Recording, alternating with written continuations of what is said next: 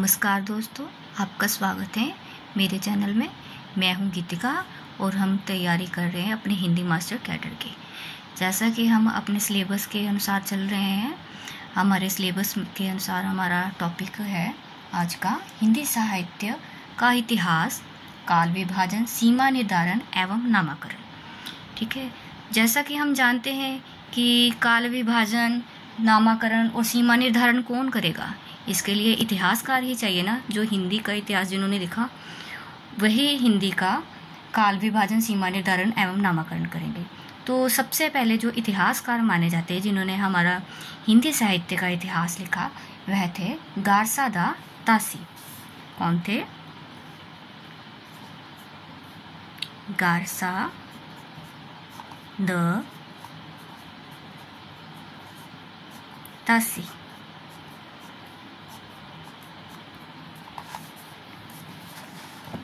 हिंदी साहित्य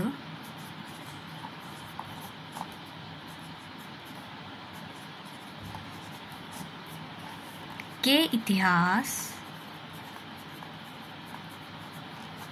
लेखन का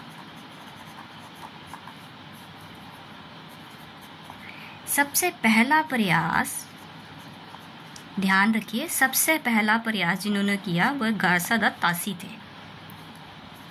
प्रयास, अब ये भी बात ध्यान देने वाली है कि ये फ्रेंच विद्वान थे, ना कि हमारे भारतीय विद्वान। सबसे पहला प्रयास फ्रेंच विद्वान गारसा द तासी ने किया। परीक्षा में ये प्रश्न पूछा जाता है कि सबसे पहला प्रयास हिंदी साहित्य लिखने का किसने किया था? तो हमारा उत्तर आएगा गारसा दा तासी। ये भी पूछ सकते हैं कि गारसा दा तासी कौन थे? वो कौन थे? फ्रेंच विद्वान थे, ना कि भारतीय। ठीक है, तो उनकी पुस्तक का नाम, जिसमें उन्होंने हिंदी साहित्य का इतिहास लिखा था, उनकी पुस्तक का क्या नाम है? इस्तवार द ला लिटरेचर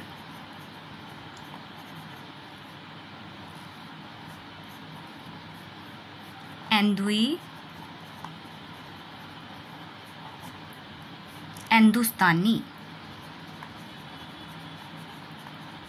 पुस्तक का नाम आप याद कर लें, इस्तवार द ला लिटरेचर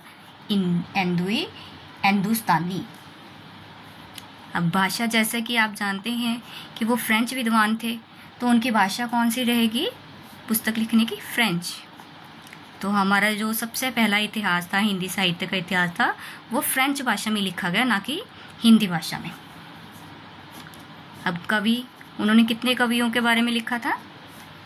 738 कवियों के बारे में इन्होंने लिखा था।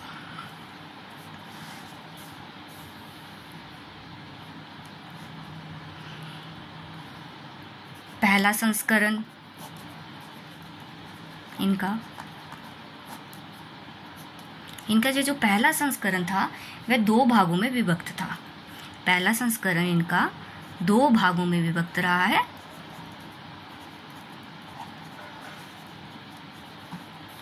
जो इनका प्रथम भाग था, प्रथम भाग,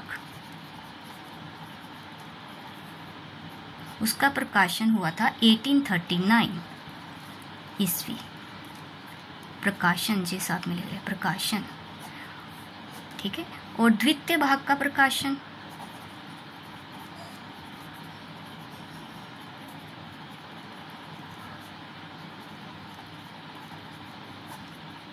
1847 ईस्वी को हुआ था। ठीक है, फिर इनका दूसरा संस्करण आया,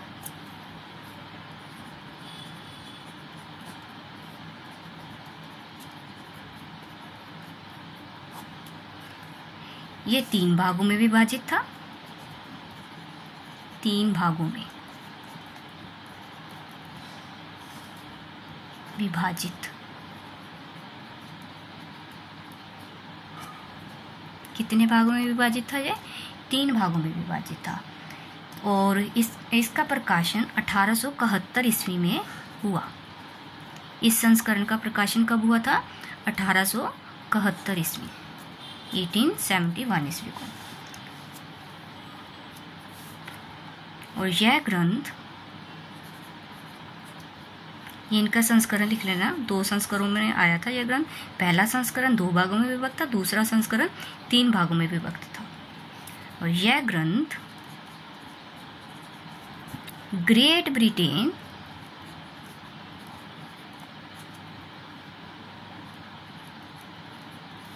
और आयरलैंड,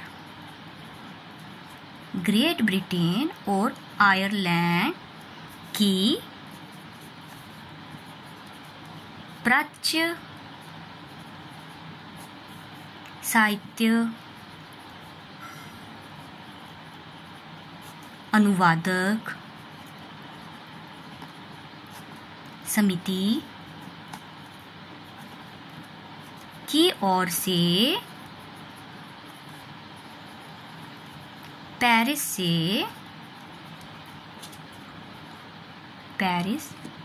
से मुद्रित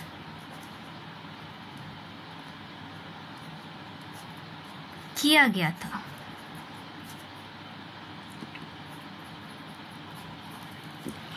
यह ग्रंथ किसने मुद्रित किया था? देखिए, यह ग्रंथ ग्रेट ब्रिटेन और आयरलैंड की प्राच्य साहित्य अनुवादक समिति की ओर से पेरिस से मुद्रित किया गया था। यह भी पूछ सकते हैं, ये कहाँ से मुद्रित हुआ? पेरिस से। और समिति का नाम क्या है? ग्रेट ब्रिटेन और आयरलैंड की प्राच्य साहित्य अनुवादक समिति। ठीक है, आगे लिखिए अनुवाद। इस ग्रंथ का अनुवाद लक्ष्मी सागर वार्ष्णेय ने किया था। जैसा कि आप जानते हैं कि यह ग्रंथ फ्रेंच भाषा में था, तो इस ग्रंथ का अनुवाद किसने किया था? डॉक्टर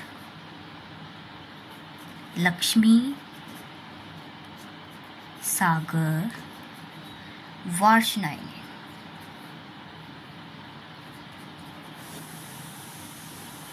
1952 ईस्वी में इस ग्रंथ का अनुवाद किया। ठीक है, और इसका क्या नाम रखा उन्होंने? हिंदुई साहित्य का इतिहास। क्या नाम रखा उन्होंने इस ग्रंथ का? हिंदुई साहित्य का इतिहास। ठीक है, तो उन्होंने, तासी ने अपने इस ग्रंथ के बारे में कहा है, तासी ने कहा है, क्या कहा है उन्होंने? उन्होंने कहा है कि मैं उर्दू का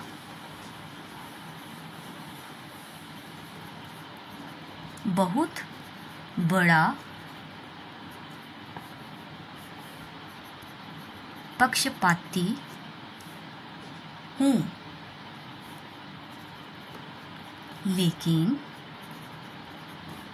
हिंदी को विभाषा या बोली कहना उचित नहीं है। तो तासी ने अपने ग्रंथ में ज़्यादा कवियों के बारे में, उर्दू कवियों के बारे में लिखा है, हिंदी कवियों के बारे में कम लिखा है। पर वो इस बात को मानते थे कि हिंदी अब बोली नहीं रही थी, हिंदी अपनी भाषा के रूप को ग्रहण कर रही थी। तो हिंदी साहित्य के इतिहास लेखन का प्रारंभ हम देखेंगे कि 19वीं सदी से हुआ, क्योंकि तासी ने 1839 ईस्वी से स्टार्ट किया था इतिहास लिखना। तो हिंदी साहित्य, ये महत्वपूर्ण है, एग्जाम में ये प्रश्न पूछ लिया जाता है कि हिंदी साहित्य के इतिहास लेखन का प्रारंभ कब हुआ? हिंदी साहित्य के इतिहास लेखन का प्रारंभ 19वीं सदी से। क्या आंसर देंगे आप? 19वीं सदी से हुआ। ठीक है, इतिहास लेखन का, इतिहास लिखने का काम। जबकि हिंदी भाषा का उद्भव और विकास 10वीं सदी से माना जाता है। ये भी लिख लीजिए आप, हिंदी भाषा का उद्भव और विकास 10वीं सदी से माना जाता है।